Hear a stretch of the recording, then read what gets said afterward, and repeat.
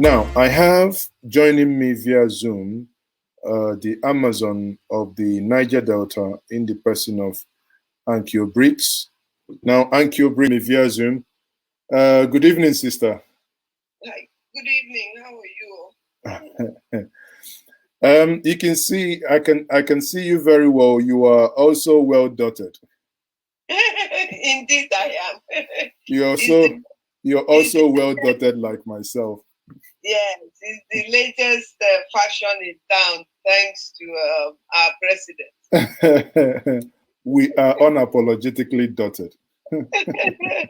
So, before you joined me, I had a conversation with I think you watched it basically that bit. The conversation I had with the legal representative of Nnamdi Kanu, and also the conversation centered around what happened and what's going to happen again, moving forward. Now, just opposing that with obviously Igboho appearing in Benin Republic today, what's your take and what do you think would be the best thing to do now moving forward?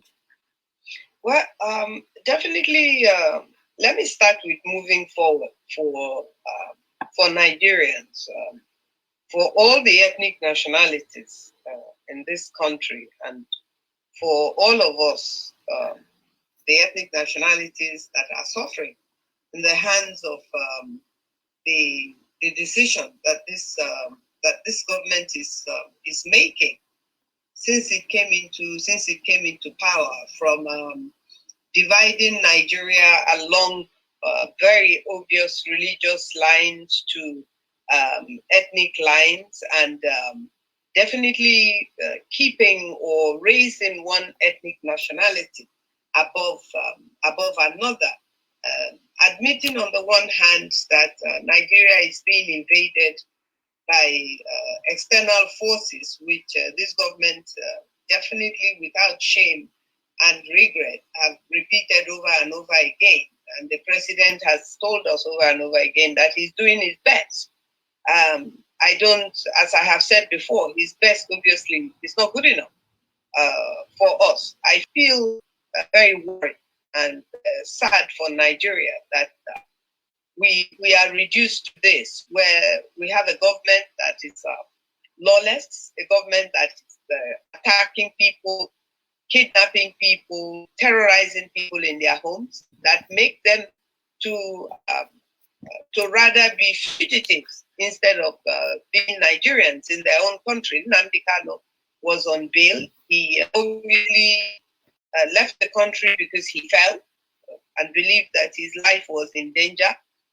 The same thing has happened to Sunday Igboho, and yet we find ourselves in a position where Nnamdi Kanu was literally, according to what we're hearing, kidnapped because he traveled on a British passport to Kenya and literally disappeared and ended up in Nigeria. We've not heard Nnamdi Kanu's side of the story yet. So basically, it's frightening that Nigeria should find herself in this position where the government itself is now terrorizing its people and terrorizing people from a particular section of Nigeria, southern Nigeria, terrorizing the Yorubas, terrorizing the Igbos, terrorizing the people of the Niger Delta, the Middle Belt.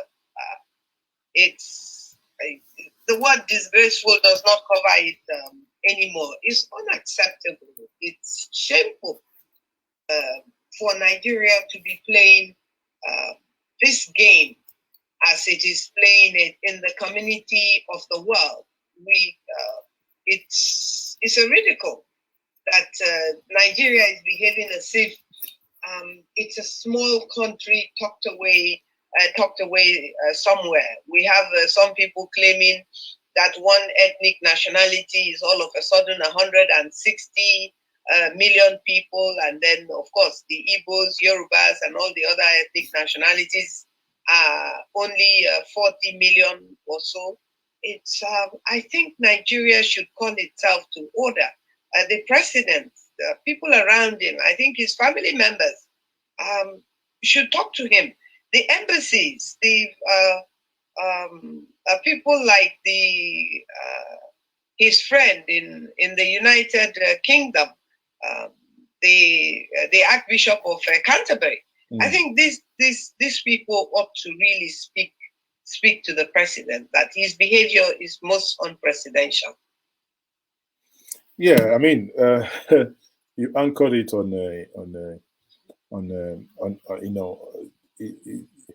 on a very sound boat where you said his conduct and actions are very, very unpresidential. But many would also argue that the judiciary is not directly under him, even when some would say, will remind us that the DSS that is behind the whole brouhaha is directly under him. Now, does it worry you that there is this saying that when when the guinea fowl is being cooked, the chickens in the pen must be worried?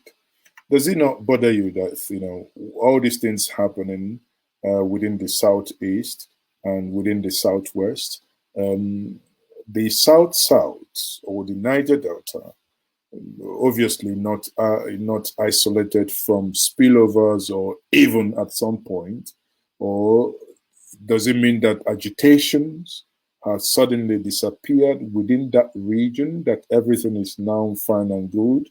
Ogoni is cleaned up now. Ogoni probably is much better than Dubai, or that Ogoni is now the new Taiwan. I do not know. So what's your take? I mentioned Ogoni, you're laughing. So it means Ogoni is not Taiwan. Absolutely not. First of all, let me start by answering the question like this. A very long time ago, when I have had opportunity to speak about Nnamdi Kanu and his travails, I have said that today is Nnamdi Kanu. Who will it be tomorrow? I've also said to my people, the Niger Delta people, all the ethnic nationalities of the Niger Delta, that they shouldn't think for one instant that whatever seems to be going on in the Middle Belt or that moves to the southwest and then to the southeast, that it's not going to cross the River Niger and that it is not going to cross Abia State or come in through Lokoja and cross river and eventually end up in places like River State or Bayelsa Delta and all of that. I think I will continue to caution my people to be very careful, and because in my analysis, I believe that everything is going to end in the Niger Delta, because it seems like that's the only region that is left. They've rampaged all the way from Niger, Mali, across Africa, where the Fulanis have been called to come into Nigeria and congregate in Nigeria and come and lay claim to their birthright, according to them, that was given to them by the supposed conquest of Usman Dan Fodio. But I also do tell my people not to forget that we're not a conquered people. At least we're not a conquered people yet. Now, if we become conquered tomorrow, it will definitely be the choice that the collective ethnic nationalities in the Niger Delta, which is definitely up to 40 different ethnic nationalities that make up the Niger Delta, no matter how small or how big one or the other may be. Definitely, anybody who thinks that the Niger Delta is calm does not know the Niger Delta. So, if you know the Niger Delta, you will not think that the Niger Delta is calm. if you think that. Are you telling us that there is something in the pot in the Niger Delta being? There is always something in the pot. There is always something cooking in the pipeline. There is the fact that if not for anything, there is oil in the pipeline, and that's well, that is definitely our oil is in the pipeline. That is the way our people want it for now. That the oil is in the pipeline. Naive to say that the peace brokered by Professor Yemi Osibanjo when Buhari was sick, that peace, is what is keeping Niger Delta very, very calm. Is that a good observation, or is that basically saying that before we parted, you say something is cooking, something is boiling, so or should we say Nigeria should not take the peace that exists, quote unquote, peace that exists in the Niger Delta to be that everything is calm? Definitely coming from the Niger Delta, I think that at least I should be given the benefit of the doubt to say that no matter what happens, I know my people of the Niger Delta. I don't know what peace Osibanjo thinks that he brokered with the Niger Delta ethnic nationalities of the Niger Delta region. But whatever peace he thinks that he has brokered, I can assure him that whatever he has been brokered in the Niger Delta also has a capacity for whatever he believes he has brokered, not to stop existing, if that is what the Niger Delta people want. I keep maintaining that the fact that the Niger Delta seem to be peaceful is the choice of the Niger Delta people. It is not the choice of Osibanjo or whoever he seems to believe that he has brokered peace with. The suffering of Nigerians across Nigeria, the Niger Delta people are not excluded. If anything, the pain is more with us. We drink the polluted water, we breathe the polluted air. We are the ones that are given 2.5% to 3% to the host communities. So we are the ones that are expected to be grateful.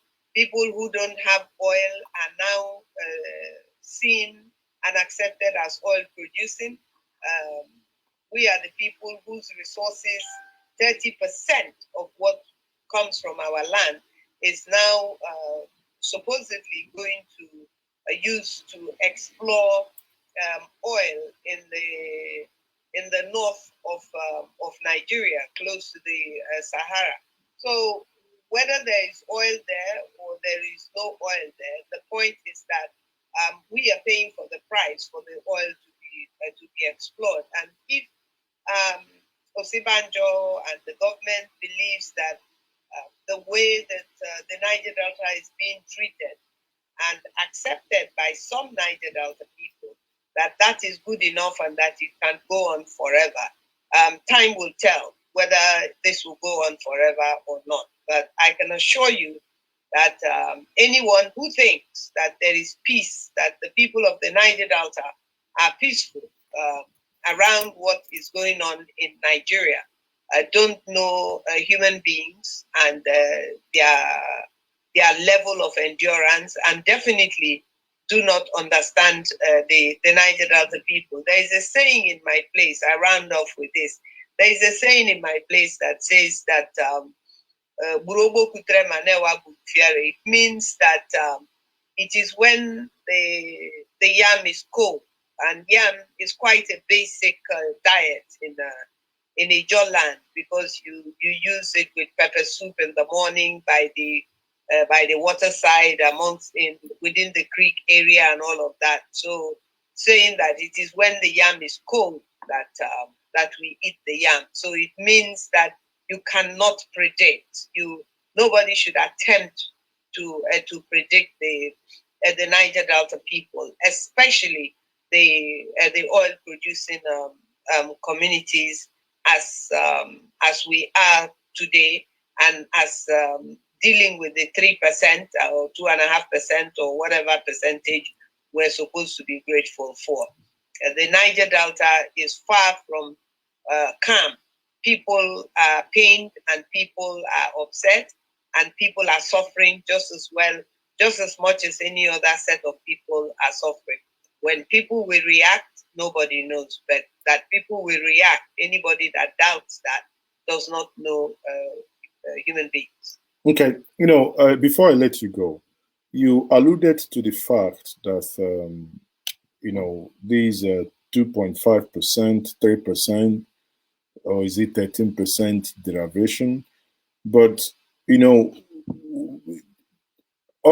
is this school of thought that would argue, even if you're giving 50%, even if you're giving 13%, even if you're giving 1%, you are still being given something that belongs to you, something that you own. You're being given. It's the right thing not to do. Wouldn't it, or put it the other way, wouldn't it be better that the Niger Delta, that the people own that which belongs to them, the way the Zamfara owns their own gold? If Zamfara decides to give the federal government 15% of their gold-giving gold, then they can do that. Not that the federal government owns the gold and says, okay, Zamfara, out of our benevolence, we'll give you 3% and add another 13%, call it derivation or whatever. Isn't that the way to go? Isn't that what the people are asking for?